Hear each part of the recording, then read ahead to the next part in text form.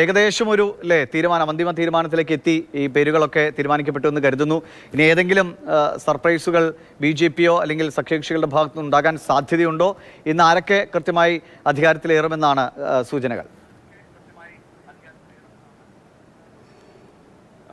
ഏകദേശം 3 ഡസനിലധികം മന്ത്രിമാരാണ് BJP-യിൽ നിന്നും ഇന്ന് സത്യപ്രതിജ്ഞ ചെയ്യുന്നത്. അവരുടെ മുതിർന്ന നേതാക്കളൊക്കെ തന്നെ കഴിഞ്ഞ മന്ത്രിസഭയിൽ ഉണ്ടായിരുന്ന ഏറെക്കുറെ എല്ലാവരും തന്നെ ഇത്തവണയും മന്ത്രിസഭയിലേക്ക് വരുമെന്നുള്ളൊരു സൂചനയാണ് ഇപ്പോൾ ഉള്ളത്.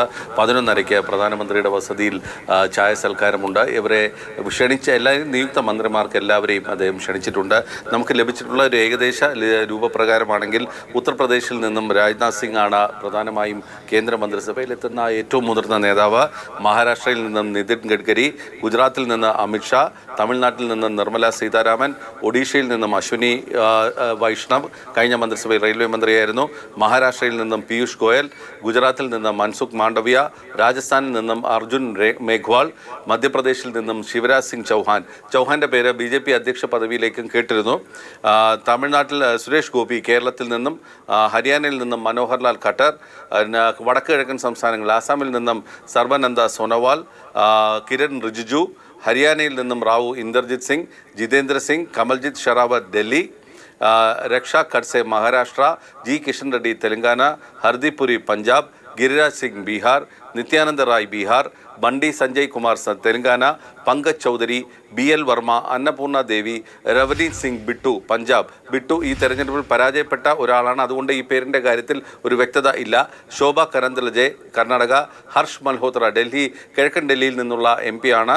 ജിതിൻ പ്രസാദ് മുൻ കോൺഗ്രസ്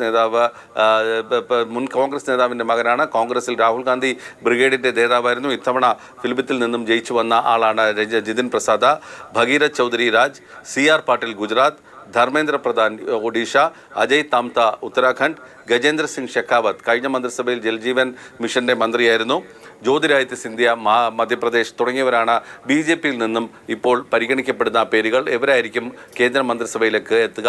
അതേസമയം ഘടകകക്ഷികളായ വലിയ ഘടകകക്ഷികളെന്ന് പറയാവുന്ന 16 സീറ്റുള്ള തെലുങ്ക് ദേശത്തിൻ്റെയും 15 സീറ്റുള്ള നിതീഷ് കുമാറിൻ്റെ ജനതാദൾ യുണൈറ്റഡിൽ നിന്നും ഓരോ ക്യാബിനറ്റ് മന്ത്രിമാരും ഓരോ സഹമന്ത്രിമാരും ഉണ്ടാകുമെന്നാണ് അറിയുന്നത്. TDP-യിൽ നിന്നും റാംമോഹൻ നായിഡു,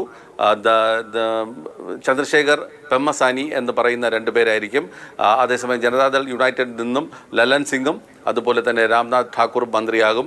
ബാക്കി എല്ലാ കക്ഷികൾക്കും അപ്നാദളിൽ നിന്നും അനുപ്രിയ പട്ടേൽ, രാഷ്ട്രീയ ലോക്ദളിൽ നിന്നും ജയൻ ചൗധരി, HIM-ൽ നിന്നും ജിതൻ റാം മാഞ്ചി തുടങ്ങിയവരൊക്കെ തന്നെ മന്ത്രിമാരാകും എന്നുള്ള സൂചന തന്നെയാണ് ആദ്യഘട്ടത്തിൽ ലഭിക്കുന്നത്. ഏകദേശം 40-ലധികം മന്ത്രിമാർ ഇന്ന് പ്രധാനമന്ത്രി നരേന്ദ്രമോദിക്കൊപ്പം സത്യപ്രതിജ്ഞ ചെയ്യാനാണ് സാധ്യത.